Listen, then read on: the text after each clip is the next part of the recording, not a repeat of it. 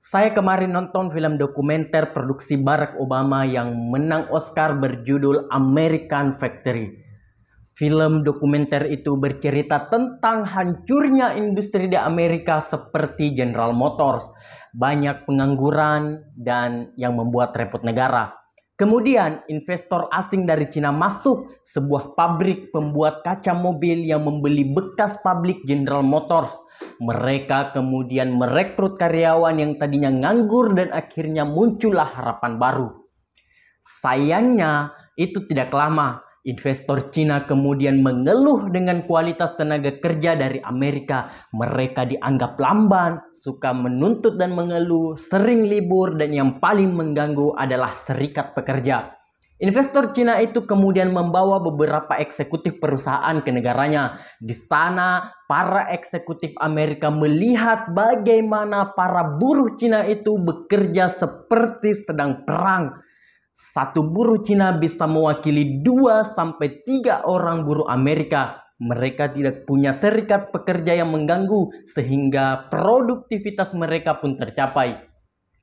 Saya jadi teringat di akhir tahun 2019. Perang dagang Amerika versus Cina membawa berkah untuk negara-negara industri di Asia. Ada 33 perusahaan besar Cina yang ingin memindahkan pabriknya, dan itu berarti ada potensi ribuan triliun rupiah masuk ke sini. Tapi tidak ada satupun ternyata yang mau investasi ke Indonesia.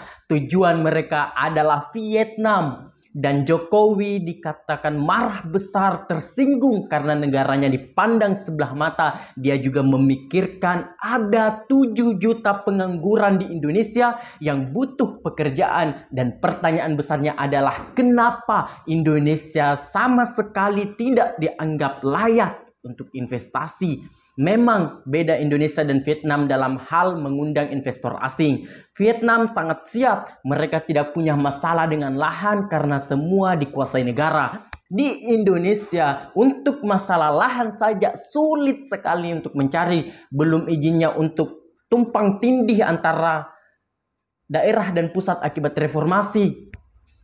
Ya, malaslah investasi di Indonesia. Jokowi ternyata tidak menyerah. Dia kemudian merancang undang-undang yang bernama Omnibus Law atau RUU Cipta Kerja, adalah produk hukum yang mengikat beberapa produk hukum. Jadi semisal di daerah ada perda untuk investasi yang menyulitkan, maka Omnibus Law ini menjadi acuan.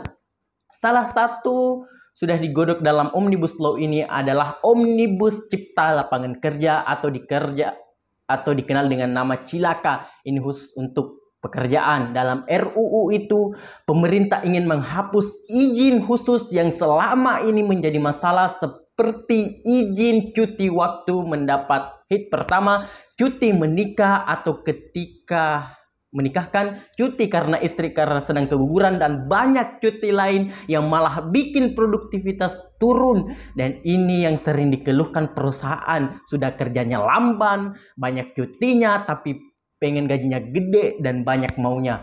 Belum lagi serikat pekerjanya yang lebih sibuk demo daripada menjaga bagaimana anggotanya bisa tetap makan. Berita buruk tentang buruh dan susahnya izin di Indonesia ini tentu sampai ke negara luar, sehingga mereka takut dan mending investasi ke Vietnam, lebih menguntungkan. Kalau melihat film American Factory itu, buruh di Amerika ada mirip-miripnya dengan buruh di Indonesia menurut pandangan investor Cina. Kembali ke Omnibus Law Cilaka tadi. Apakah para buruh terima kalau izin cuti khusus mereka dihapus? Wow, tentu tidak.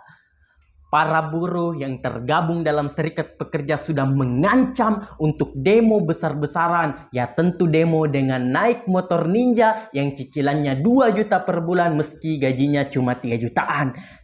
Yang lebih penting, tapi gaya jauh lebih penting. Ini tentu jadi PR besar Jokowi. Di satu sisi ingin menarik investor luar dengan banyak kemudahan. Di satunya lagi harus berhadapan dengan masalah pekerja yang tidak hanya butuh makan, tapi juga butuh liburan, handphone terbaru, sampai biaya untuk mejeng di Instagram. Meski skill kerja mereka pas-pasan.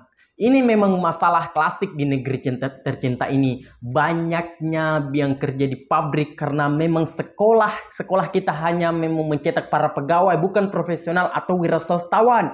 Seandainya kita sejak dulu fokus untuk lebih banyak mencetak wira swasta, tentu tidak ada masalah seperti ini. Permasalahan lain adalah ketika perusahaan besar lebih suka mengganti tenaga manusia yang makin banyak permintaan dengan robot pekerja, bagaimana nasib buruh kelak? Dan itu yang terjadi dalam film American Factory, bahwa Cina lebih suka menggunakan robot daripada buruh di Amerika karena mereka kerjanya lebih jelas dan tidak punya kemauan. Kelak Indonesia juga akan sama. Robot akan mengganti jutaan pekerja di sini, dan pengangguran karena tidak punya skill dan keberanian untuk memulai usaha akan menjadi-jadi. Habis itu salahkan Jokowi karena nasib mereka tidak baik. Saya punya seorang teman, dia juga buruh pabrik bertahun-tahun kerja di perusahaan. Akhirnya dia keluar karena merasa punya harapan hidup lebih besar. Dia akhirnya jualan bakso kecil-kecilan, tidak malu. Mending begini, hidup tidak ada yang ngatur, mau libur kayak tidak ada yang melarang, daripada gaya selangit hidup penuh dengan aturan. Akhirnya ia pun lepas kredit dari pemerintah dan usaha baksonya berkembang. Ia jadi manusia merdeka, tetap sederhana dan berkecukupan. Jadi tinggal pilih saja, mau jadi buruh selamanya dan siap setiap saat digantikan robot, atau jadi pedagang bakso yang merdeka dan hidup layak. Atau jadi ustaz sajalah, soalnya gampang jadi ustaz, tinggal hafal 1-2 ayat, terus pakai gamis, terus caci maki pemerintah kayak Sugi Nur. Wallahul muwaffiq ila aqwamit thoriq. Wassalamualaikum warahmatullahi wabarakatuh.